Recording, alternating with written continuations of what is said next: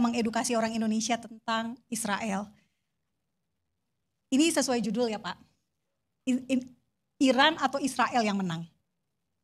Kalau saya, karena saya mengedukasi orang Indonesia tentang Israel, jawaban saya tentu Israel yang menang. Israel menang karena satu, Israel hanya menyasar target khusus, spesifik saja. Tidak membabi buta seperti yang dilakukan oleh Iran. Iran merudal secara acak. Warga sipil kena, rumah orang kena, rumah sakit Soroka di kota Beersheba,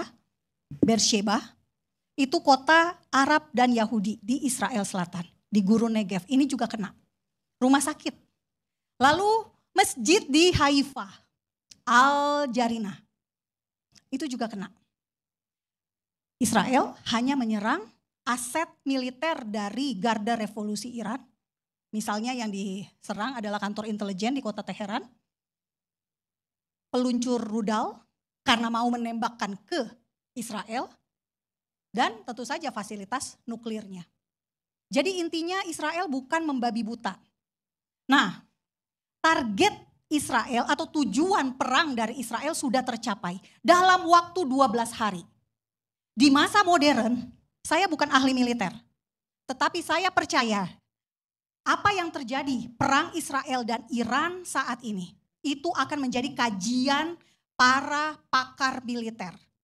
Kenapa? Karena Israel berhasil. Mohon maaf, saya minta izin supaya suami saya bisa merekam. Saya minta izin supaya suami saya bisa merekam. Karena ini tidak live soalnya. Saya takut omongan saya dipotong. Mohon maaf. Hanya untuk saya saja, bukan semua ya. Nah, dalam waktu 12 hari, Israel bisa menguasai 25 provinsi dari 31 provinsi di Iran. Tadi Pak Irfan sudah bilang, gede banget Iran. Jumlah penduduk 90 dengan luas 1,6 juta kilometer persegi. Tapi angkatan udara Israel bisa terbang bolak-balik Teheran, Yerusalem, Teheran. Dalam waktu 12 hari, apa yang dilakukan dalam jarak panjang 1.800 km tersebut? Mereka itu enggak ditembak sama sekali loh, puji Tuhan. Oleh angkatan udaranya Iran. Tidak ada balasan signifikan kecuali ada 4 drone Israel yang ditembak jatuh. Saya bukan orang yang mengglorifikasi perang. Jumlah yang mati mau 1 mau 1.000 itu manusia, nyawa manusia yang harus ditangisi. Karena itulah orang Yahudi sangat menghormati nyawa. Ketika mereka mau menyerang, juru bicara IDF dalam bahasa Parsi, dia menyampaikan perintah mengevakuasi. Apa yang dievakuasi? Tentu saja warga yang berada di dekat situs yang akan dihancurkan. Kalau dekat pangkalan militer, tentu harus evakuasi. Itu cara mereka mengurangi kolateral dampak bahayanya. Saya tidak setuju ketika Pak Irfan mengatakan Israel perang demi mendatangkan Mesias. Tidak. Mesias sudah ditulis di Alkitab, Alkitab orang Yahudi, Perjanjian Lama, sama dengan Alkitab saya orang Kristen. Jadi nggak ada perbedaan. Dan itu sudah ditulis bahwa suatu saat nanti di akhir zaman Mesias akan datang. Tanda-tandanya apa? Akan ada deru perang, akan ada masa kelaparan, akan ada masa wabah. Tetapi Israel justru menjadi korban perang. Makanya kalau kita baca, saya tidak mau masuk ke dalam agama. Tetapi justru sebaliknya Israel akan menjadi korban. Bukan Israel yang menyerang. Perlu saya infokan kepada Bapak Ibu semua, Pak Karni izin. Israel punya satu doktrin namanya doktrin Begin. Yakni setiap negara musuh yang punya senjata nuklir, maka mereka berhak, ini keputusan Israel ya Pak, mereka berhak mengambil langkah. Contoh, reaktor nuklir Irak yang dibangun dengan bantuan ilmuwan Prancis. Zaman Presiden Jacques Chirac, makanya namanya Ozirak. Operasinya namanya Operasi Opera, yang dikenal sebagai Operasi Osirak. Pesawat Israel, itu tahun 1981, bisa terbang dari Israel ke Irak tanpa ketahuan. Menghancurkan reaktor nuklir. generasi. Dan ini mau dan tidak mau, suka dan tidak suka, sementara berjalan, sementara terjadi. Kita sebagai bangsa tidak bisa membuka diri terhadap proses ya regenerasi kekuasaan dari waktu ke waktu. Indonesia masih hanya sebatas itu berputarnya. Kita berharap dengan Pak Jokowi sudah bisa memutus rantai, kemudian orang biasa mempercakapkannya dengan darah biru politik ya. Tetapi kemudian kita lihat lagi ketika Pak Jokowi menjadi pemimpin, apapun argumentasinya, apapun rasionalisasinya, tetapi kemudian menciptakan sistem yang kita sama-sama menjadi khawatir bahwa ya ini membangun sebuah budaya yang lama. Kira-kira kan seperti itu. Dinasti politik yang kita bangun sebagai budaya baru yang harus bisa diterima sebagai semua elemen bangsa yang punya hak yang sama dan berkembang dalam satu sistem ketatanegaraan yang sama. Ini memprihatinkan, Bos. Jadi kalau ditanya benang merah antara politik kita dan budaya siapa, benang merahnya pada pergeseran nilai dalam praktek tata kelola politik kita. Terima kasih, Bos. Baik, terima kasih Pak Ferry. Saya boleh tanya? Sebentar Pak Nation Bob, kita masih banyak teman. Pak Lasimin, selamat malam. Assalamualaikum Pak Lasimin. Tadi Anda minta naik.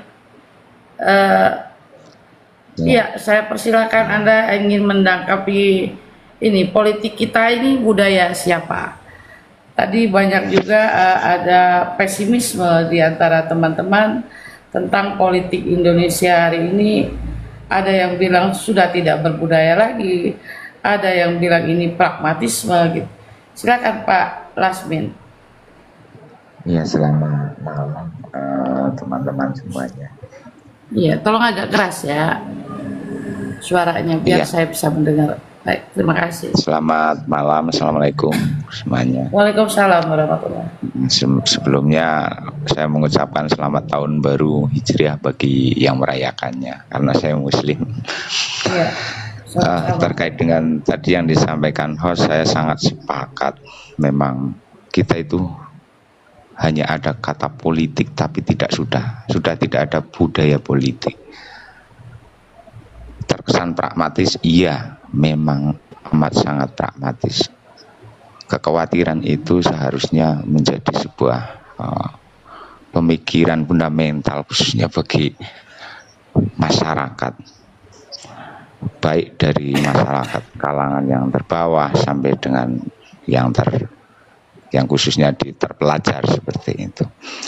Menurut saya budaya dalam berpolitik ini itu adalah ciri khas dari negara kita, dan ciri khas dari kita orang timur, tidak hanya di Indonesia tapi negara-negara timur punya ciri khas tersendiri dalam berpolitik. Seperti saya pernah dengar sebuah buku dari Max Weber itu terkait dengan teori analisis kebudayaan, itu kan ada masing-masing penerapan sesuai dengan kewilayahan masing-masing. Menurut saya salah satu hal untuk membudayakan politik kita itu salah satunya dengan edukasi kepada masyarakat. Dan masyarakat siapa yang paling berhak mendapatkan edukasi? Seharusnya masyarakat semuanya. Tapi sangat tidak mungkin seandainya masyarakat yang sesuai dengan kapabilitas SDM yang kurang mumpuni kita berikan edukasi politik terkait dengan spektrum politik kita, sepertinya kurang begitu memahami ya. Mohon maaf, itu nanti bisa dikoreksi bila salah saya. Tapi menurut saya salah satu hal yang harus dilakukan pemerintah dan kita semuanya sebagai warga masyarakat Indonesia, memberikan edukasi kepada khususnya anak-anak sekolah tentang pentingnya berpolitik, apa itu berpolitik, apa itu budaya politik. Jangan sampai mereka itu tidak mendapatkan edukasi yang seharusnya dan sebenarnya tapi mereka malahan kecanduan, bisa dibilang kecanduan ataupun didoktrin dengan politik-politik yang praktis gitu. Mungkin sementara seperti itu, nanti gampang bisa ditambah host. Ya, Mohon maaf terima kasih. kekurangan. Makasih. Ya, terima kasih Pak Rasimin. Di sini kita tidak ada yang kekurangan, tetapi menyuarakan apa yang ada di hati. Terlepas dari itu berbobot atau tidak ya, tetapi itulah tujuannya kita di sini untuk bicara semua. Udah Edi, atau ada yang mau disampaikan dulu? Sama saya. Itu Bang Nasional dulu. Oke, silakan Pak Nasional Gol. Ya, jadi saya menanggapi kembali. Tadi saya sudah menegaskan bahwa politik itu adalah argumentasi strategi yang berdasarkan konstitusi. Jadi kalau ada argumentasi atau strategi yang tidak menggunakan konstitusi atau undang-undang, saya tidak mengatakan itu adalah trik politik, tapi itu adalah penipuan. Itu tadi saya tegaskan. Lalu kemudian Mas Ede tadi menanggapi itu sudah sejalan dengan pikiran saya. Kan kembali lagi kita begini. Sistem pemerintahan di dunia ini kan yang setahu saya itu hanya ada 3 macam. Yaitu absolute monarki, elective monarki dengan sistem presidensil ya. Kebetulan Indonesia memilihnya presidensil ya. Ketika kita bicara presidensil berarti kita bicara trias politika ya gitu. Cuman yang menjadi masalah selama ini dalam konteks pemilu, karena ini berawal dari cikal bakal sebuah gerakan politik. Sejak reformasi, sistem pemilu kita itu digunakan dengan cara pragmatis, ya. Anggota-anggota DPR, calon anggota DPR merasa dirinya seorang politisi, tapi dia memperlakukan dirinya dalam mencapai tujuannya atau strateginya dengan pragmatis, bayar rakyat gitu. Karena ini berulang-ulang, sudah kita 3-4 pemilu sejak reformasi menggunakan pragmatis, bayar rakyat itu dibeli kepalanya, sehingga lahirlah pemahaman di bangsa kita bahwa oh ini politik uang. Lalu disampaikan, dikatakanlah di era sekarang bahwa ini sudah berbudaya ini model politik kayak ini, gitu. Jadi kesimpulannya sebenarnya dari perbuatan masa lalu anggota DPR, calon-calon pemimpin politik di masa lalu itu mempertontonkan dengan cara pragmatis, sehingga masyarakat sekarang, anak-anak sekarang dia menganggapnya bahwa ini sudah berbudaya politik uang ini. Padahal kan sudah dijelaskan bahwa konstitusi itu adalah undang-undang. Sistem perpolitikan kita sudah diatur dalam konstitusi.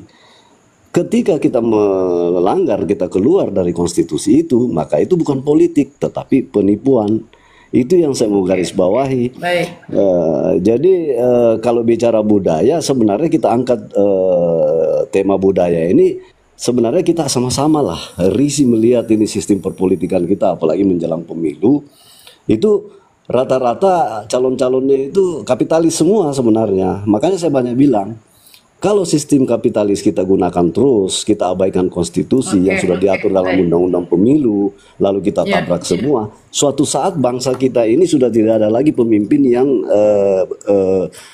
pribumi, semua pasti orang dari luar, karena kita rakyat Indonesia nggak punya uang kalau mau bertaruh ke depan. Itu yang membahayakan sebenarnya di sistem pemerintahan kita. Ya, terima kasih. Baik, terima kasih Pak Nation Gold. Udah ini saya boleh bertanya atau Anda udah masih mau diam dulu? Saya ke yang lain apa gimana? Ya sudah ditanggapi kawan-kawan lah. Ya, nggak gini dah. Ya kita kan hari ini semua kita tahu lah dan menyaksikan bagaimana politik Indonesia ini semakin transaksional. Juga polarisasi terjadi yang menjauh dari nilai-nilai budaya asli kita lah. Ya. Contoh dari Pancasila dan gotong royong itu. Jadi apakah kesehatan demokrasi bangsa kita ini masih terjaga atau enggak? Masih ada enggak ini dah? Ya. Kan persoalannya itu Bunda. Enggak, saya tidak ke Anda Pak Nasional, saya ke Pak Edi. Oh ya, silakan silakan. Ya. Jadi tamu kita karena banyak jadi gantian ngomongnya. Ya, silakan. Apa tadi? Ulangin sedikit lagi pertanyaannya apa tadi, Bun? Iya, apa namanya, politik Indonesia ini kan kita tahulah makin transaksional begitu ya. Ya, apa ya, ada polarisasi memang diciptakan gitu ya. Juga kayaknya budaya asli kita itu juga dipertanyakan gitu. Apa masih ada budaya asli Indonesia, budaya Pancasila, budaya gotong royong yang kayak gitu-gitu. Maka yang dipertanyakan adalah demokrasi ini masih sehat nggak? Atau kalau kata-kata yang umumnya masih cocok nggak politik demokrasi di Indonesia ini? Kalau kita kaitkan dengan budaya. Ya, sebetulnya kalau politik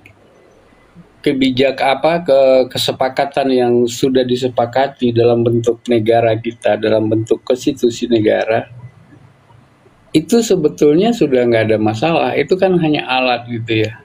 Ibaratnya itu kan kendaraannya. Cuman yang jadi masalah sekarang mental yang mempergunakannya ini. Kalau ibarat kendaraan itu mental sopirnya itu yang jadi masalah saat ini gitu. Jadi kalau betul tadi ya, kalau kita berbicara tentang budaya, biasanya budaya ini kan adalah satu kebiasaan gitu, kebiasaan baik yang memang terjadi dalam sekelompok hidup bermasyarakat, dan itu menjadi sebuah seni kebudayaan gitu. Nilai-nilai yang baik yang memang menjadi kebanggaan dari satu bangsa, satu suku, satu daerah. Cuman sekarang yang terjadi untuk kepentingan yang pragmatis, mereka mengabaikan itu semua. Jadi rasa malu sudah tidak ada lagi gitu. Moralitas itu sudah nggak mereka pedulikan gitu.